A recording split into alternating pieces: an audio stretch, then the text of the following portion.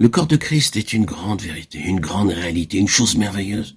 Il n'y a rien à retrancher à toute la révélation de la vérité et de la doctrine du corps de Christ. Mais nous devons être très prudents, car une fausse conception du corps de l'Église, qui est son corps, peut résulter de la pensée que l'individu, dans son caractère distinctif, est annihilé et que nous fusionnons tous en une masse informe, que tout ce qui permet notre identification est dissous et que nous perdons toute personnalité dans une chose appelée le corps. Or, Paul lui-même très prudemment parle de l'erreur d'une telle pensée. Si tout le corps était œil, s'il était tout ouïe, 1 Corinthiens 12, 17. C'est sa manière d'aborder ce danger, le péril de supposer que le corps entraînerait un agglomérat conduisant à la perte de l'individualité distinctive. Nous devons seulement considérer nos corps dans ces deux domaines, l'intérieur et l'extérieur. Et nous trouverons que dans la plus petite partie, le plus petit organe, il y a quelque chose d'absolument distinctif. Chacun a une forme distincte et une fonction distincte, quelque chose qui lui appartient.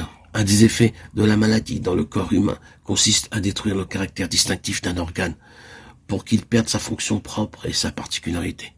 C'est une maladie. Nous devons donc ajuster nos concepts concernant le corps. Nous confondons l'individualité avec l'individualisme, et c'est justement là où nous avons tort. Oui, l'individualisme doit être rejeté, mais l'individualité, jamais. Est-il nécessaire de poursuivre par la création ? Pourquoi cette inépuisable et immense variété dans la création de Dieu?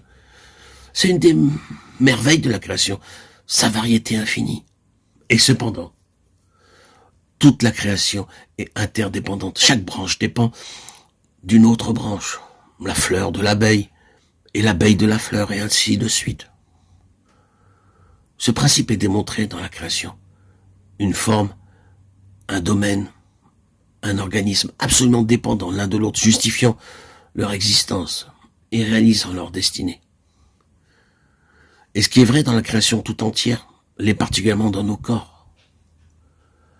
Quand le corps est pris comme une figure de l'Église, il en est ainsi une immense variété et en même temps une merveilleuse unité. Mais chaque partie a son caractère distinctif de contribution et de fonction, comme quelque chose qui lui appartient en propre et qui est indispensable pour l'ensemble. Et c'est l'argument que Paul présente aux Corinthiens. Nous ne disons pas que nous n'avons aucun besoin de ceci, nous ne pouvons pas nous dispenser de cela, car l'ensemble en dépend et en a besoin. Parce que c'est une chose qui est en elle-même a de la valeur pour le Seigneur. Si tout le corps était œil, s'il était tout ouïe, 1 Corinthiens 12, 17.